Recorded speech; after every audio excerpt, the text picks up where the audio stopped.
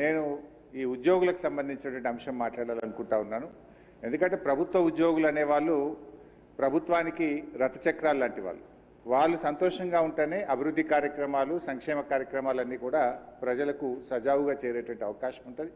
ఈరోజు వాళ్ళందరూ కూడా తీవ్రమైనటువంటి మనోవేదనతో, ఆవేదనలో ఉన్నటువంటి పరిస్థితి ఉంది. ముఖ్యంగా దేశంలో ఎక్కడ లేని విధంగా ఈరోజు రాష్ట్ర ప్రభుత్వ ఉద్యోగులకు 6 డిఏలు పెండింగ్లో ఉన్నటువంటి పరిస్థితి. అదేవిధంగా పీఆర్సీ అధ్యక్ష, ఈ ప్రభుత్వం వచ్చి 2 సంవత్సరాలైనా ఇంతవరకు పీఆర్సీ ఇవ్వలేదు. ఉద్యోగులందరూ కూడా కోరుతా ఉన్నారు వెంటనే పీఆర్సీ విడుదల చేయాలని. గతంలో కేసీఆర్ గారు 43-39% పీఆర్సీని మా ప్రభుత్వం ఇచ్చింది అధ్యక్ష.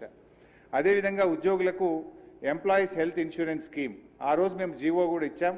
దాన్ని మీరు అమల్లోకి తెస్తామని చెప్పి మేనిఫెస్టోలో పెట్టి కూడా ఈహెచ్ఎస్ స్కీమ్ను అమల్లోకి తేలేదు. దాన్ని కూడా వెంటనే అమల్లోకి తేవాలి.